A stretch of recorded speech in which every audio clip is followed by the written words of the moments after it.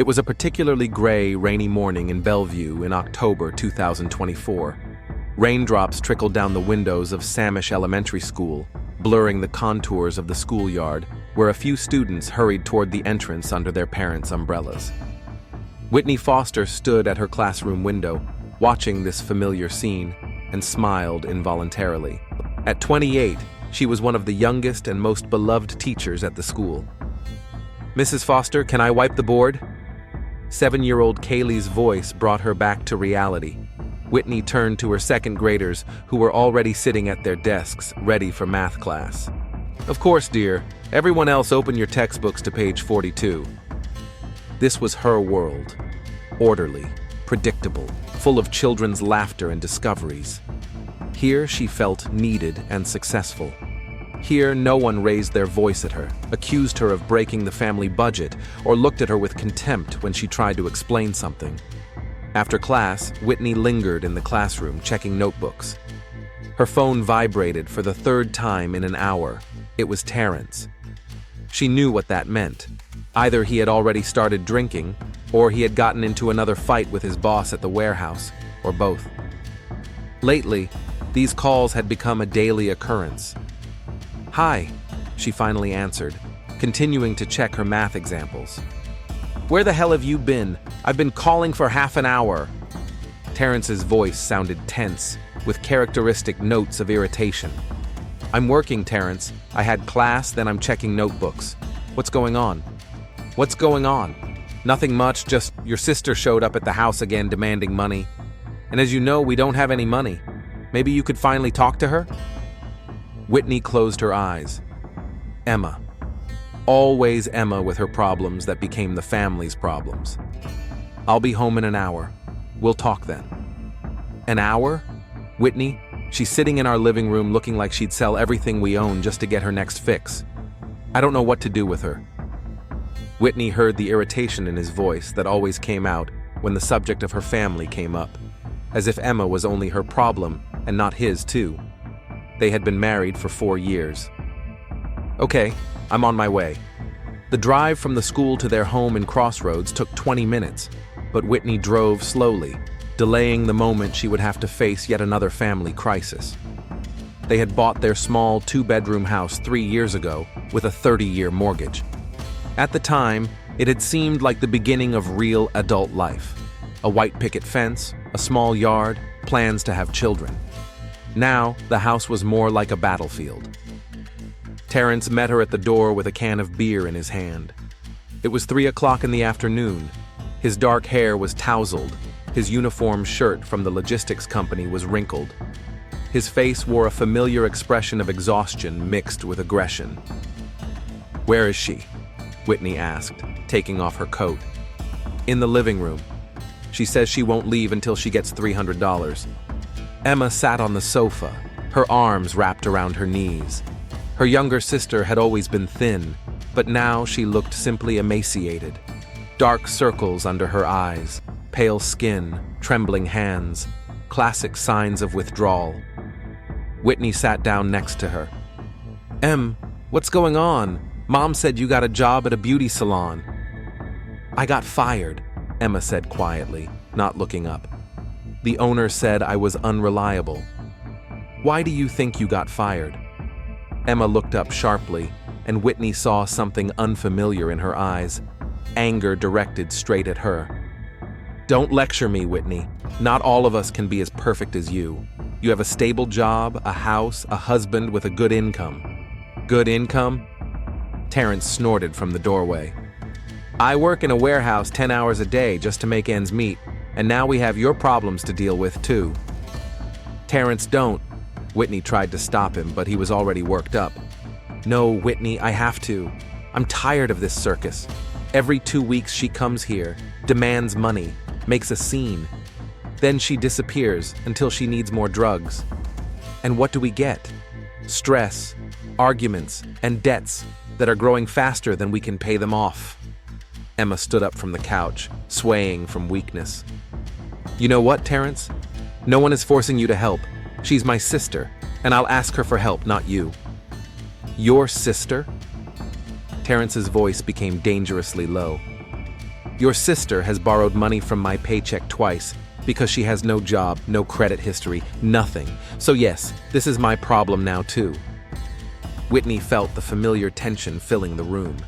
She stood between the two people who meant the most to her, and they both looked at her as if she had to choose sides. $300 is a lot of money. Maybe we can help you find another job or sign up for a rehab program. Rehab? Emma laughed, but there was nothing funny about it. You think I haven't tried? You think it's that easy? You know, Whitney, sometimes I think you like seeing me like this.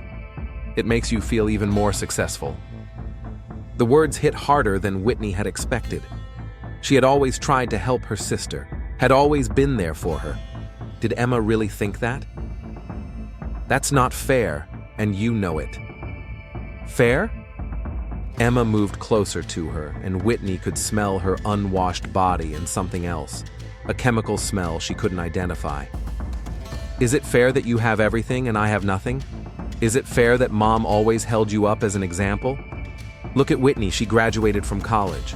Look at Whitney, she got married. Look at Whitney, she has a good job. Emma, I never, Whitney began, but her sister interrupted her. Never what? You never tried to be better than me? You never enjoyed being the golden child while I was the family disgrace? Terrence put down his beer and approached them. Enough of this psychological nonsense. If you need money for drugs, just say so. Don't turn this into a family drama. Emma turned to him with such an expression on her face that Whitney involuntarily stepped back. You shut the fuck up! You think you're better than me? An alcoholic who takes it out on his wife every night? At least I don't pretend everything's fine. What did you say? Terrence took a step toward Emma, and Whitney quickly stepped between them. Stop, both of you. This is crazy. In the ensuing silence, only the heavy breathing of the three of them could be heard. Whitney looked at her sister and husband, the two people she loved most in the world, and couldn't understand how it had come to this.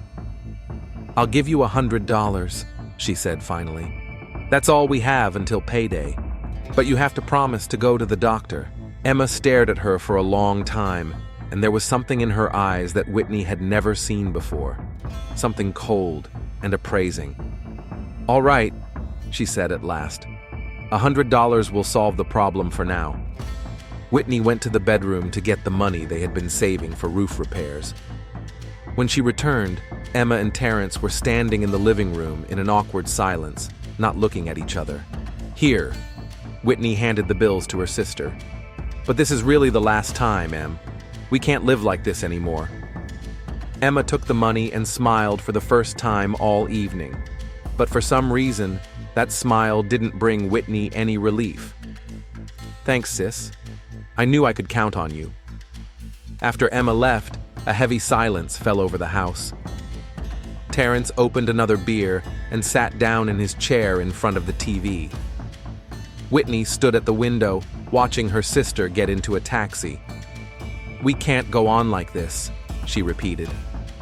You're right, Terrence agreed, without taking his eyes off the screen. But what do you suggest? Cut her off from the family? I don't know. Maybe we should talk to Mom or find a good rehab program. With what money? We can barely afford the mortgage and groceries. Whitney turned to her husband. In profile, he still looked like the man she had fallen in love with 6 years ago. Strong jaw, determined gaze. But something had changed in recent months. He had become more withdrawn, irritable. And today, for the first time, she saw something in his eyes that frightened her when he looked at Emma. Terrence, everything will be fine. We'll get through this. He finally looked at her, and for a second, his face softened. I'm sorry I yelled at you today. It's just that sometimes I feel like we're drowning, and everyone around us is just throwing rocks at us. Whitney walked over to him and hugged him around the shoulders. He smelled of beer and exhaustion, but he was still her husband. I love you, she said, and we'll find a way out. But even as she said the words, Whitney felt that something fundamental had changed in their home today. Something that couldn't be fixed with simple words and hugs. 2 weeks had passed since Emma's last visit, and Whitney had almost convinced herself that maybe this time her sister had really turned her life around. That illusion was shattered on Wednesday morning when Terrence walked into the kitchen with an envelope in his hand and a face as white as a sheet. "We got a notice from the bank," he said, throwing the letter on the table. "We're behind on the mortgage. If we don't make the payment by the end of the month, they'll start foreclosure proceedings." Whitney put down the cup of coffee she had just poured and picked up the letter with trembling hands. The numbers blurred before her eyes, but the meaning was crystal clear. They owed the bank $4,800. "How is that possible? We've always paid on time." "Always was before your sister started regularly emptying our budget." Terrence poured himself some coffee and added something from a flask he took out of his work jacket pocket. "At 8 in the morning. Terrence, please don't drink in the morning. Don't tell me what to do, Whitney. Not after I found out we could be out on the street because of your family." Whitney reread the letter. The bank listed the specific dates of the missed payments: August, September, October. So the problems started back in the summer. "Why didn't you tell me? What was the point? You would have found a way to blame it all on me or the situation, but not your precious sister." The doorbell interrupted their argument. Whitney glanced at the clock. It was 8:30. Who could be coming at this hour? Emma was standing at the door, looking even worse than she had 2 weeks ago. Her jeans hung on her like a coat rack. Her eyes were sunken so deeply that her cheekbones looked like sharp blades. And most importantly, she was shaking. Not from the cold, but from what drug addicts call withdrawal. "Whitney, I need help!" Her sister's voice sounded hoarse, as if she had been screaming all night. "Emma, now is not the time." "Please!" Emma staggered and grabbed the door frame. "I'm really sick. I didn't come here for no reason." Whitney looked at her sister and saw something new in her eyes. Despair had turned into something more dangerous, a willingness to do anything. "Come in." Terrence heard voices and came out of the kitchen with an envelope in his hand. "Oh, great. Just what we needed." Emma saw the letter and immediately understood what was going on. "Money problems?" she asked, and there was something like satisfaction in her voice. "Yes, money problems," Terrence replied sharply. "Guess why?" "Terrence, don't." Whitney tried to intervene, but Emma cut her off. "You know what, Terrence? Not everything in this world revolves around me. Maybe the problem is that you drink half your paycheck away?" A dead silence fell. Whitney looked at her sister in shock.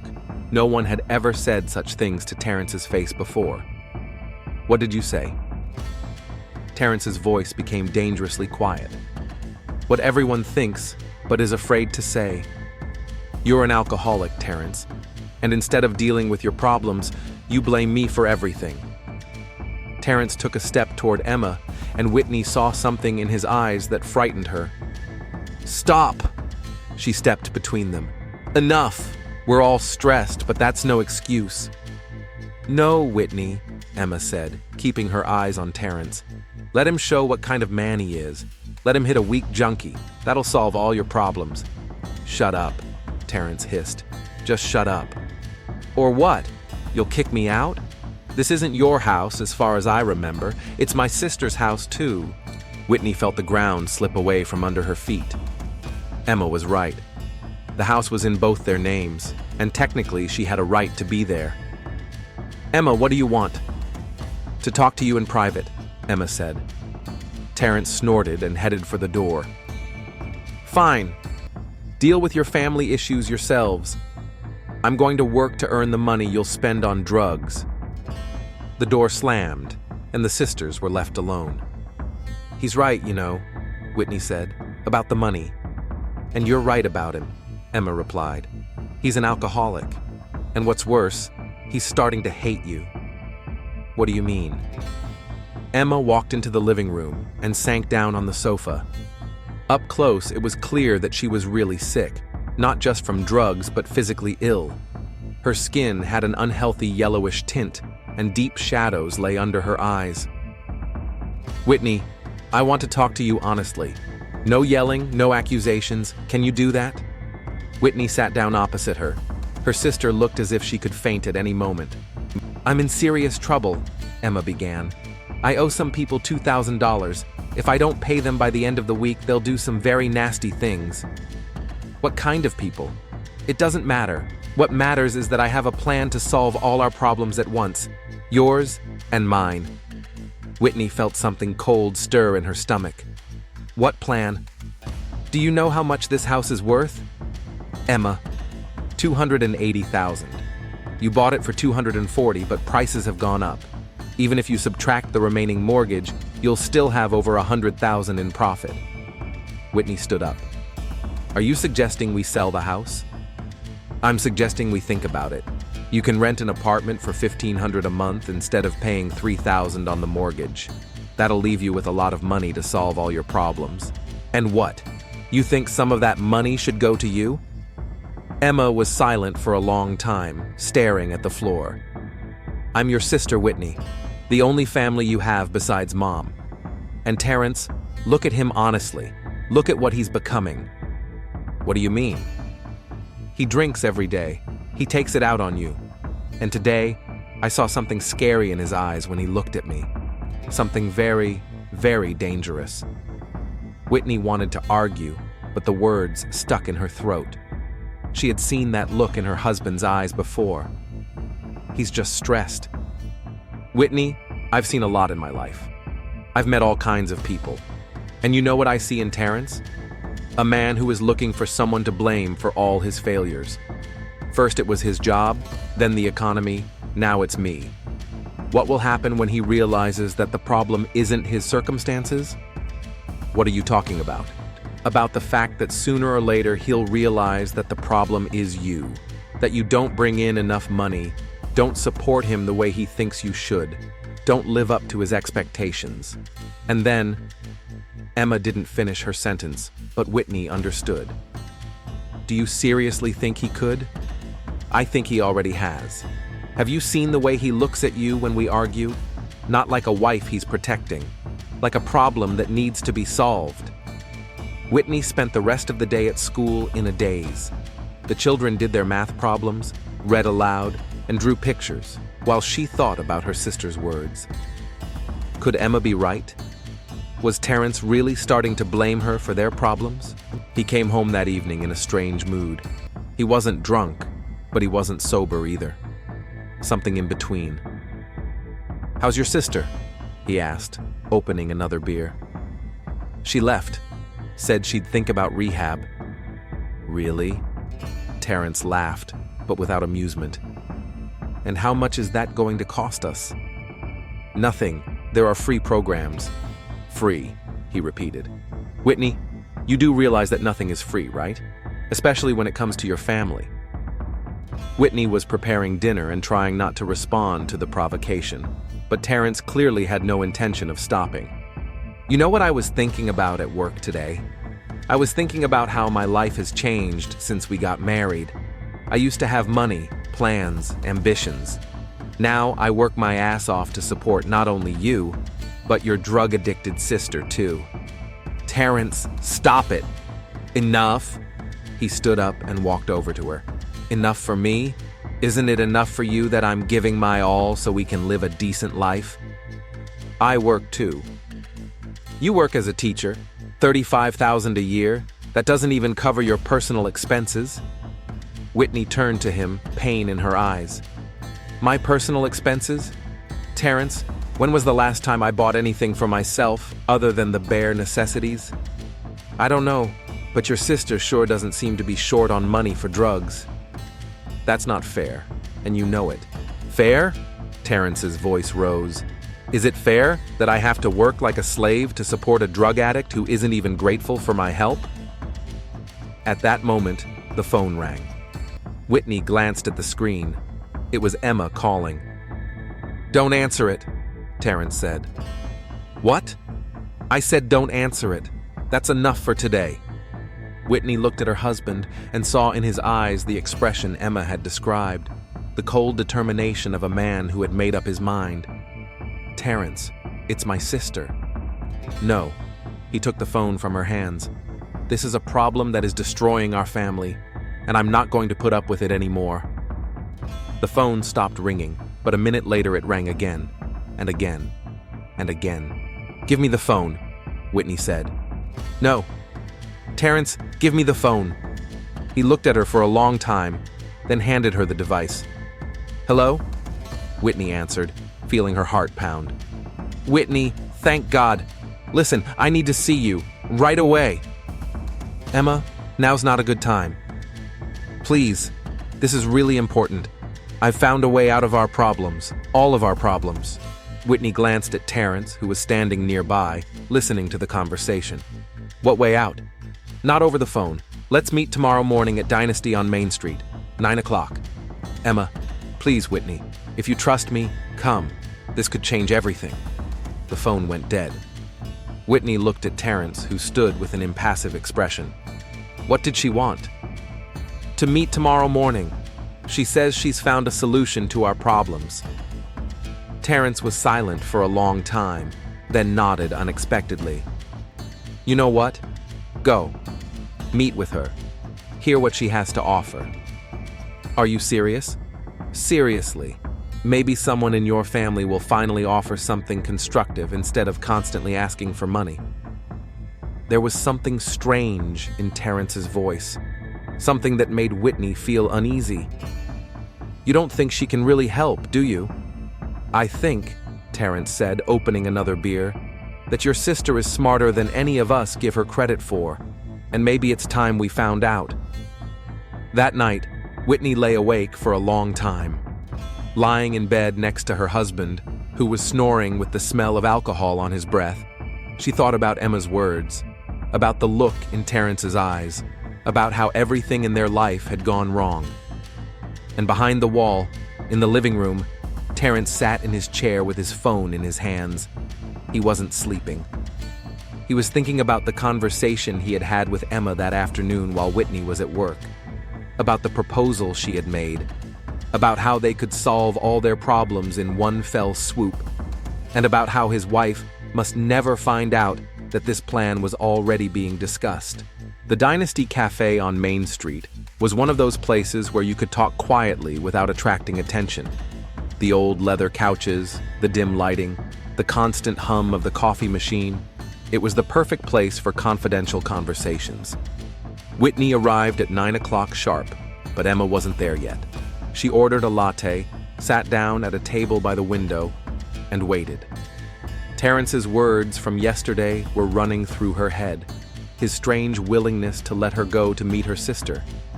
He usually did everything he could to prevent them from communicating, but now he was suddenly understanding. Emma showed up 10 minutes later, and Whitney barely recognized her.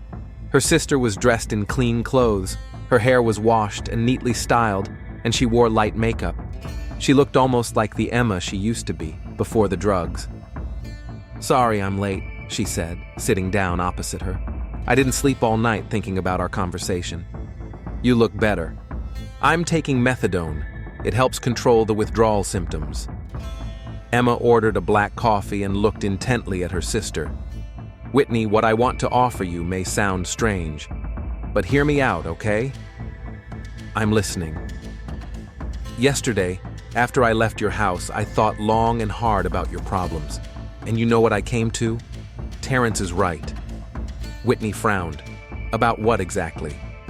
"That I'm a problem for your family. Not on purpose, but it's a fact. Because of me, you're in debt, and because of me, you're always fighting." "Emma, let me finish. I've decided to fix the situation. Radically." Emma took a folded piece of paper out of her purse and placed it on the table. "This is a contract with a private rehabilitation clinic in Portland. It's a long-term program, 6 months. They guarantee results or your money back." Whitney took the paper. The numbers made her gasp. $25,000. "Emma, where are we going to get that kind of money?" "That's the interesting part. I found a way to get it. A legal way." Her sister took out her phone and showed Whitney the website of some production company. "They make documentaries about family problems. They pay a lot of money to families who agree to tell their story on camera." "What company is it?" "Real Stories. They specialize in dramatic family situations, addiction, financial problems, complicated relationships between relatives. Whitney scrolled through the website. The company did look reputable with good ratings and reviews. How much do they pay? $30,000 for our story, plus all the filming expenses. $30,000 for what exactly? Emma paused, clearly choosing her words carefully. For an honest story about how one family member's drug addiction is destroying the lives of others. They want real emotions, real conflict. So they want to film our arguments? Not exactly arguments, more like dramatic moments, the process of making difficult decisions, the moment when a family decides what to do with a troubled relative. Something in Emma's voice made Whitney wary. What kind of decisions? Well, for example, when a family decides to send an addict to rehab, or when loved ones realize they can't help anymore and have to end the relationship. Emma, I'm not ready to end our relationship. I know, but Terrence is. Whitney felt something tighten in her chest. What do you mean? He called me last night, after you went to bed. Terrence called you? Yes. And you know what he said? That he can't live like this anymore. That if I don't disappear from your life forever, he'll file for divorce. The world around Whitney spun. Terrence had talked to Emma behind her back. He had discussed their marriage with the person he considered the source of all his problems. He couldn't have said that. He did. What's more, he suggested a plan. What plan? Emma took a big sip of coffee, clearly gathering her courage. Filming a movie as a way to finally solve the problem. Show on camera how the family makes the difficult decision to cut off a drug addict from money and support.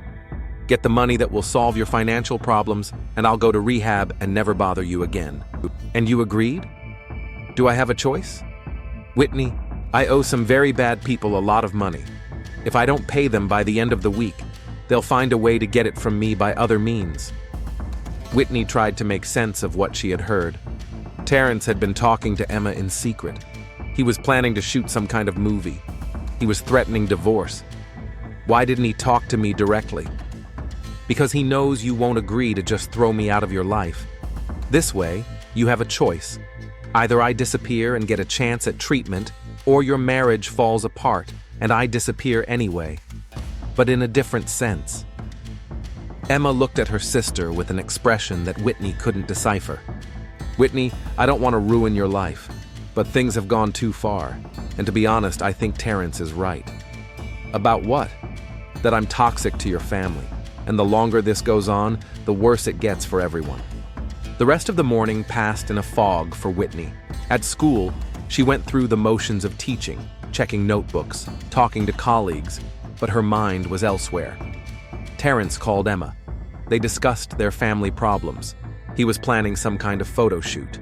During her lunch break, she called him at work. Terrence, we need to talk. About what? About your conversation with Emma last night. A long pause. Did she tell you? Yes, and I don't understand why you didn't talk to me first. Because I know you, Whitney. You would have defended her, made excuses, looked for alternatives, and there are no alternatives. How can there be no alternatives? We can't do anything! Terrence's voice rose, and Whitney heard the noise of the warehouse on the other end of the line. Whitney, we're on the verge of bankruptcy. I work 12 hours a day. You're killing yourself at school, and our money is still going down your sister's drug hole. Enough.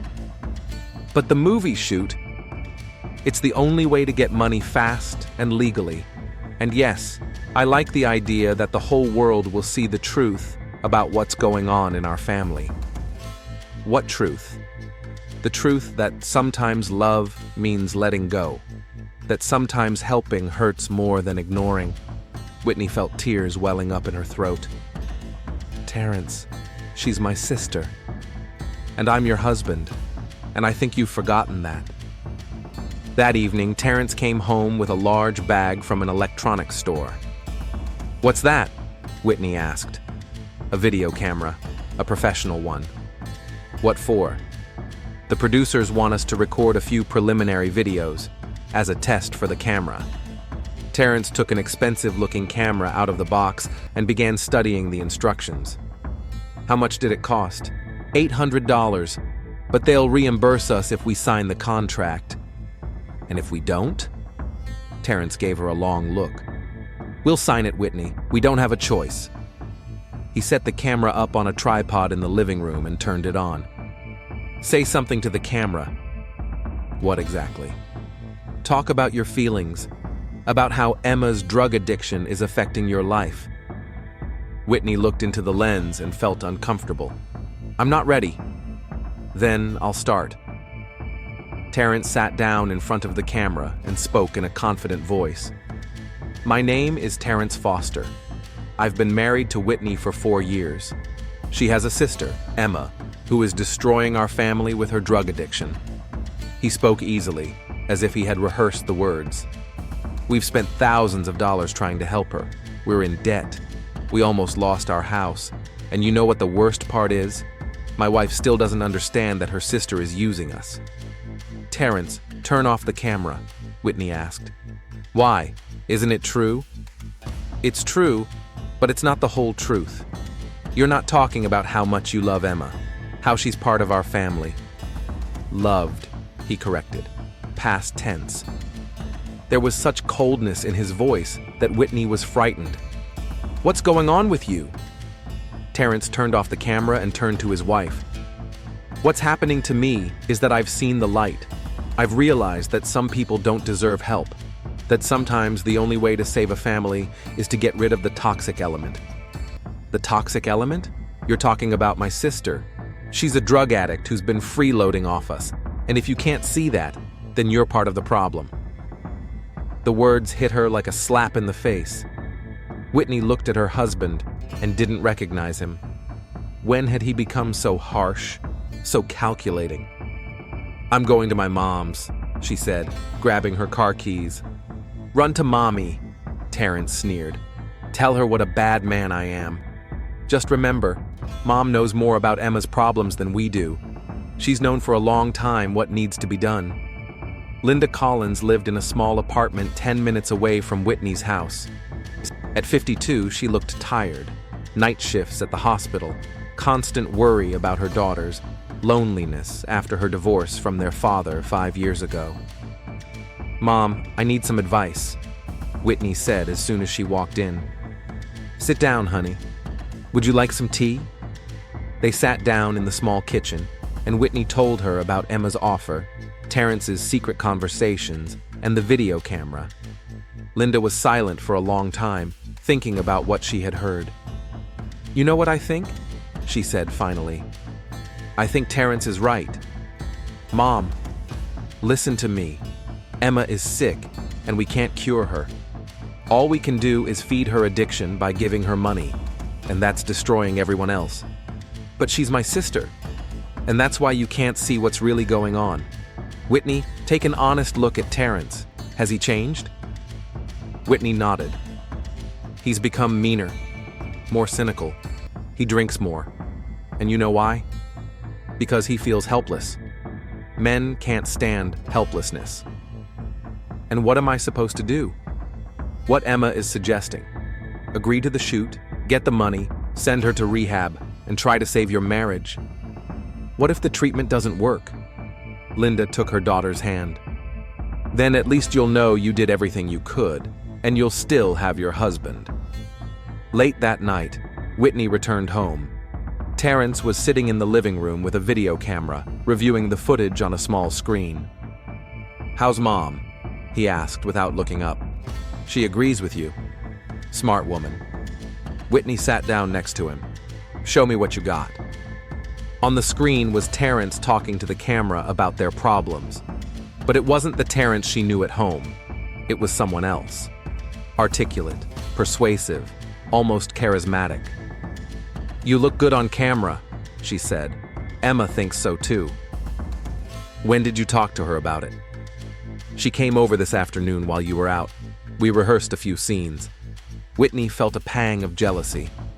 Her husband and sister had been meeting behind her back, planning something together. What scenes? Nothing special, just talking to the camera. The producers want to see how we interact.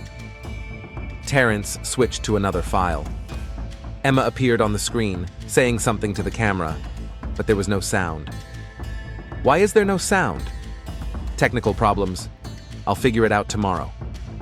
But Whitney thought her husband was lying, and something in Emma's expression in the video made her wary. Her sister wasn't looking at the camera like someone telling her story, but like someone planning something. Terrence, I agree to the filming. He finally looked up at her. There was relief in his eyes, but also something else. Something she couldn't quite put her finger on. Okay, I'll contact the producers tomorrow morning. When do they want to start? Over the weekend. They say it's better to film at home, in a familiar environment, to get real emotions. That night, Whitney lay awake, listening to her husband's breathing. The house was quiet, but her mind was racing. Something about today's events didn't add up. Too many coincidences, too many things happening too fast. And most importantly, why had Terrence and Emma suddenly become allies? A week ago, he hated her, and now they were planning a shoot together. She heard the sound of a car outside. Whitney got up carefully and went to the window. An unfamiliar dark SUV was parked on the street. Two people were sitting in it, talking about something and looking at their house. A few minutes later, the car drove away, but the uneasiness remained. Who were they? And why were they watching their house? Whitney couldn't answer these questions. Nor could she know that at that very moment, Terrence and Emma were exchanging messages, discussing the final details of a plan that would change everything forever. Saturday, November 2nd, 2024. Whitney woke up to the sound of rain on the roof. It was barely dawn outside, but Terrence was already out of bed. She found him in the living room, fiddling with a video camera, checking the settings. "You're up early," she said. "The producers are coming at 10. I want to make sure everything's working right." Whitney looked at her husband. He was wearing a clean shirt and jeans, his hair neatly combed. He looked almost solemn. "Are you nervous?" "Not at all. For the first time in months, I feel like we're doing the right thing." Emma arrived at 9 in the morning. She also looked unusual, clean, well-groomed, and dressed appropriately. But Whitney noticed that her sister's hands were shaking slightly. "How are you?" Whitney asked.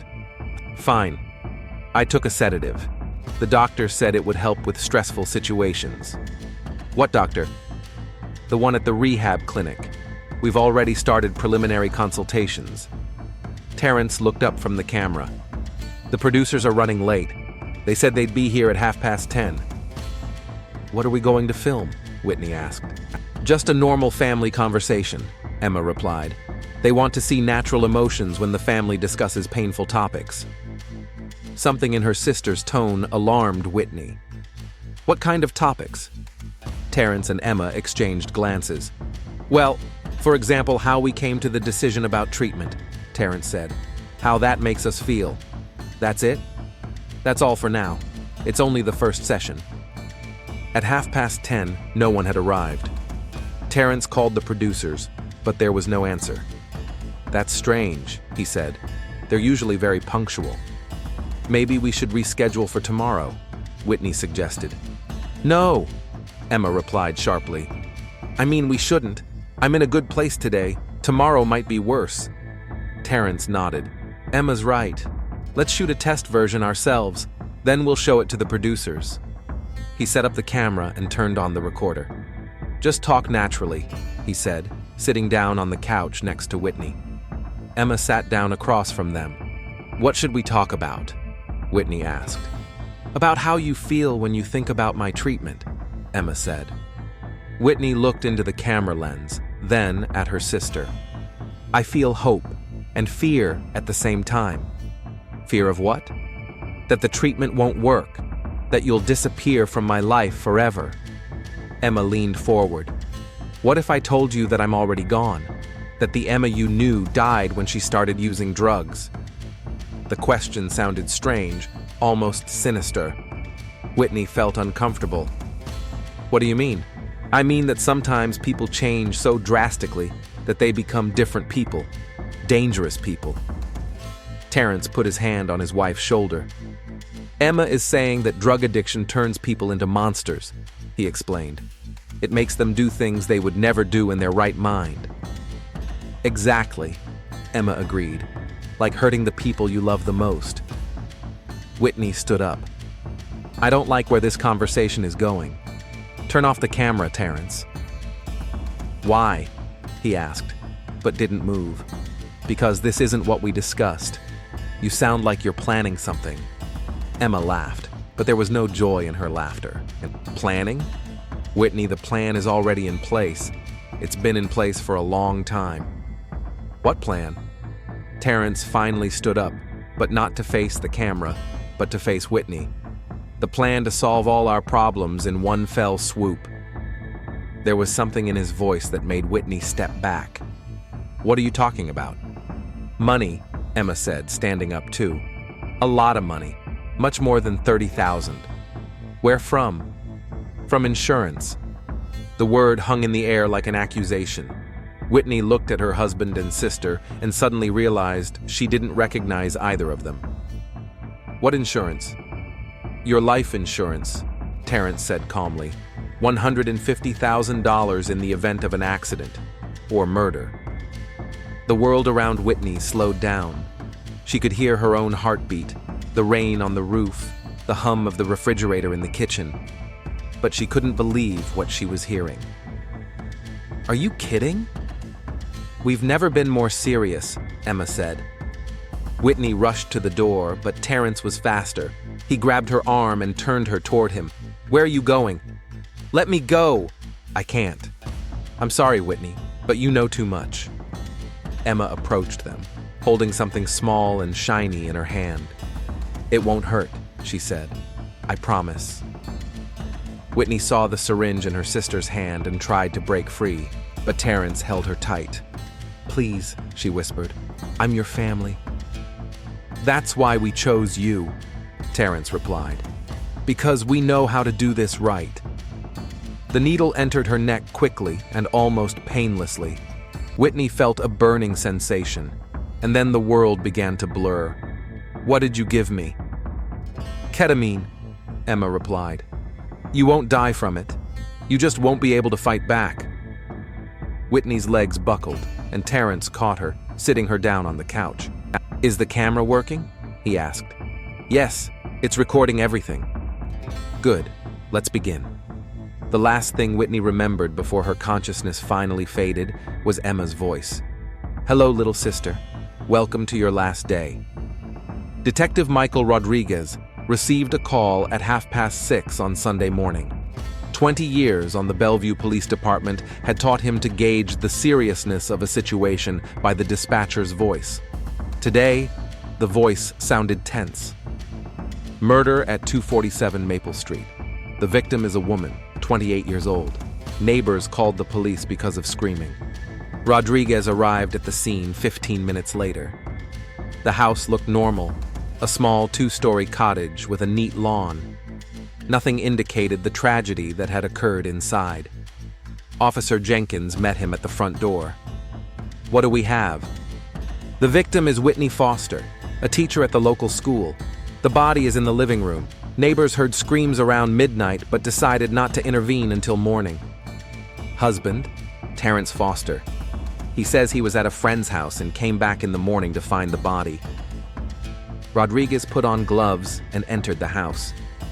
What he saw in the living room made him flinch, despite his years of experience.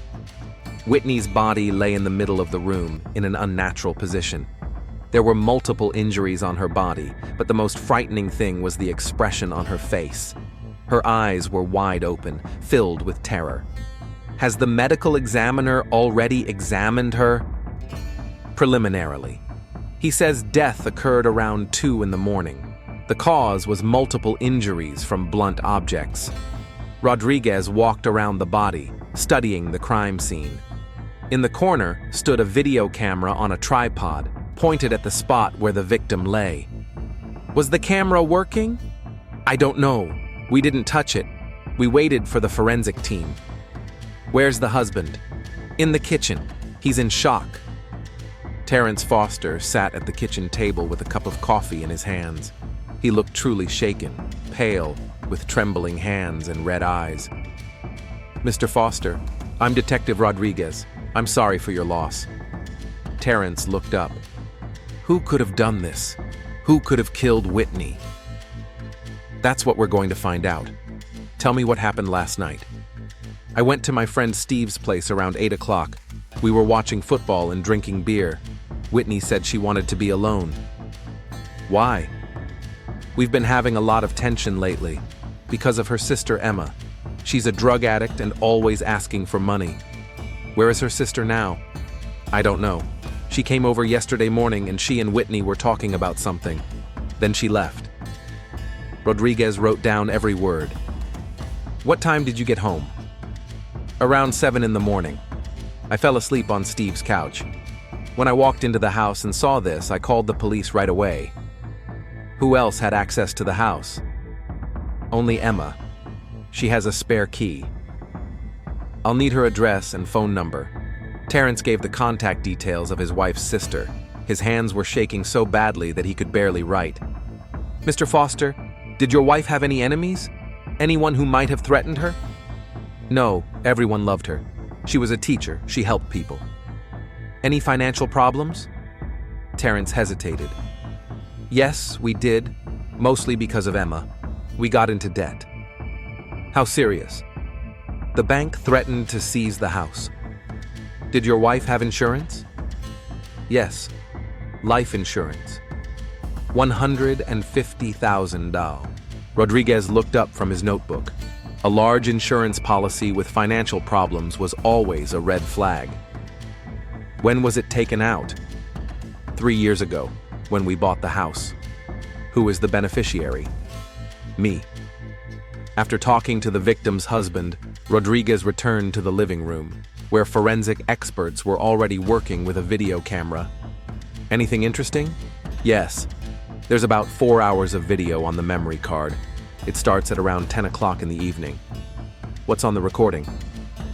"We'll need to check it at the station, but preliminary data suggests that the entire murder was recorded." Rodriguez felt the hairs on the back of his neck stand on end. The killer recorded his actions. He was either a complete psychopath or... "There's something else," said the forensic scientist. "There's biological material under the victim's fingernails. It looks like she was scratching her attacker." "Send it to the lab for DNA analysis." Rodriguez left the house and called the station. "I need information on Emma Collins, the victim's sister, age approximately 25. 10 minutes later, he got a call back. "She has a criminal record, drug possession, petty theft.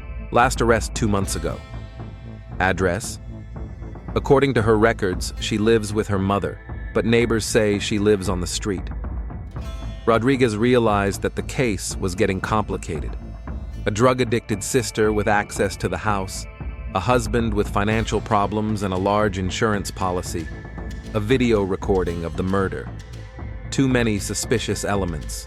He drove to the victim's mother's house. Linda Collins lived in a small apartment in the city center.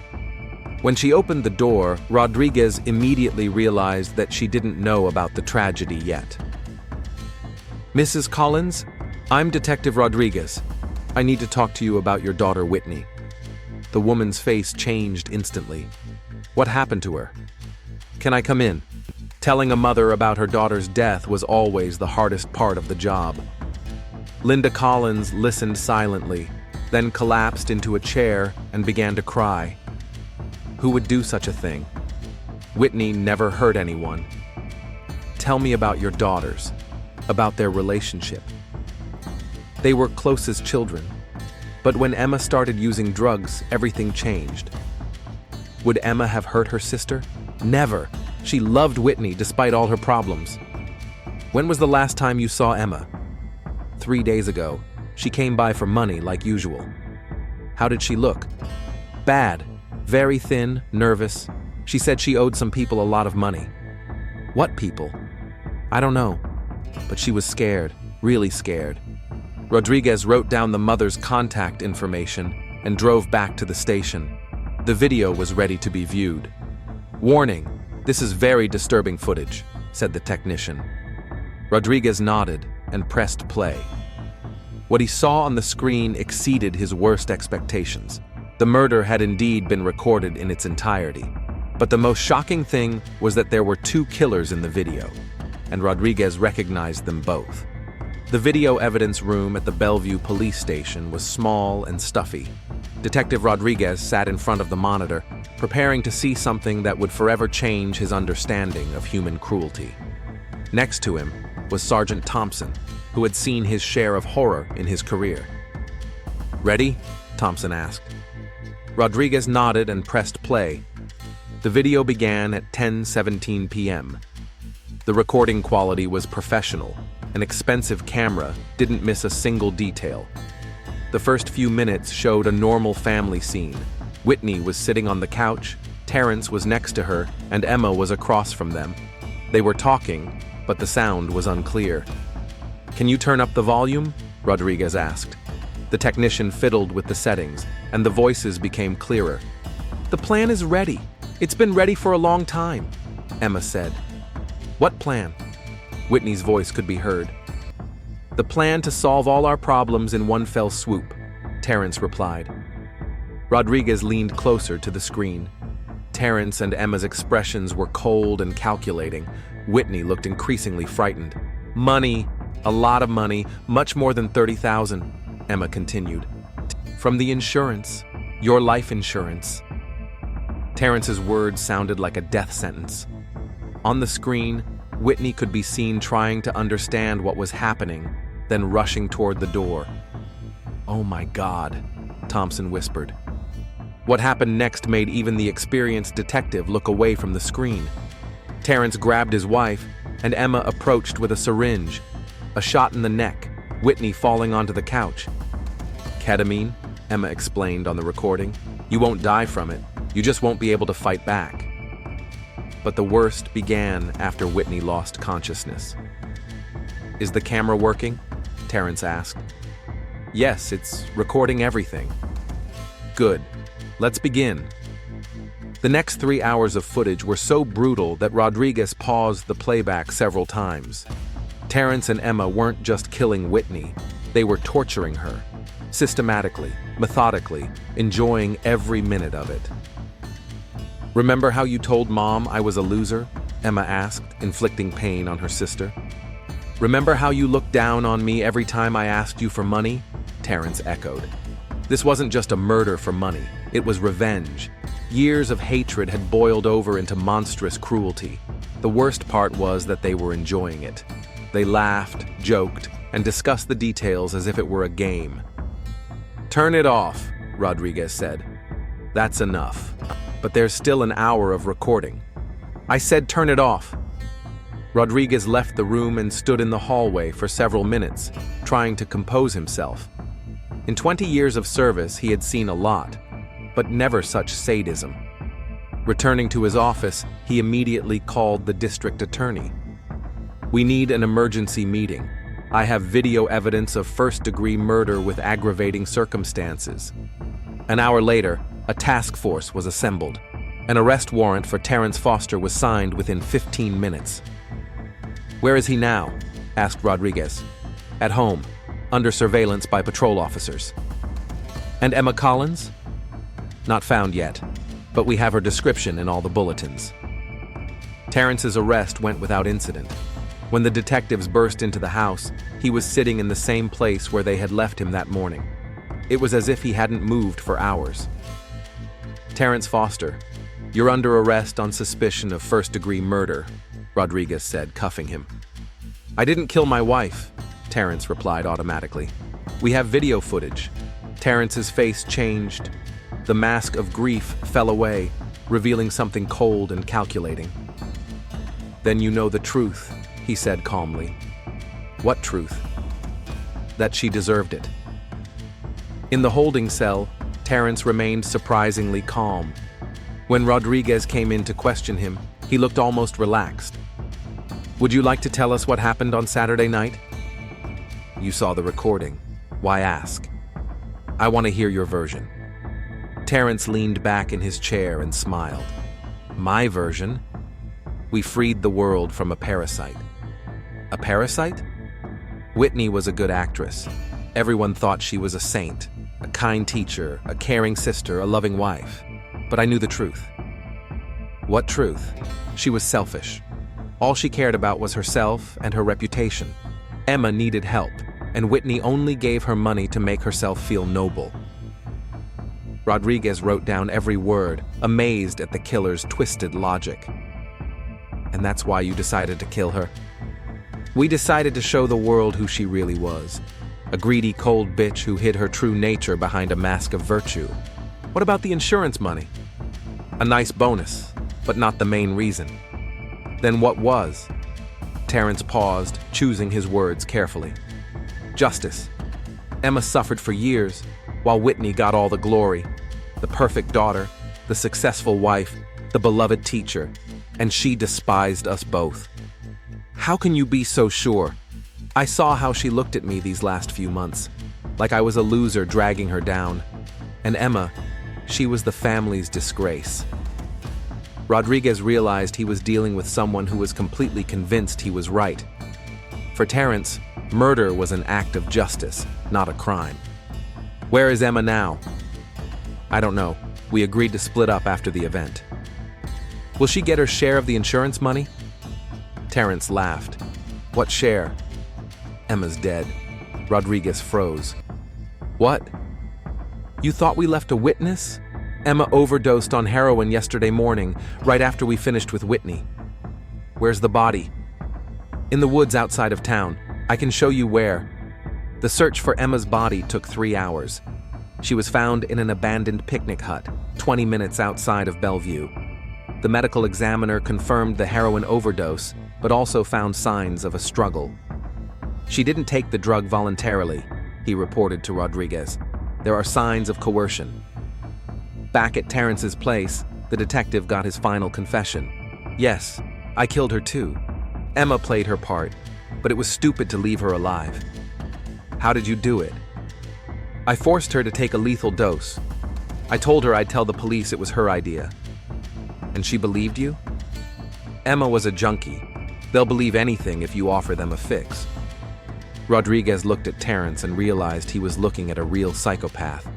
A man who had cold-bloodedly killed the 2 people closest to him and felt no remorse. Why did you record the murders? I wanted the truth to remain, so people could see the real Whitney. Weak, pathetic, begging for mercy. You realize that the video is proof of your guilt? Of course, but I wasn't going to hide. I'm proud of what I did. The trial of Terrence Foster became a sensation in Bellevue. The video of the murder, shown to the jury, caused many to feel nauseous and faint.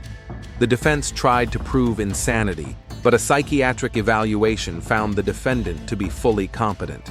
Whitney and Emma's mother, Linda Collins, did not survive the trial.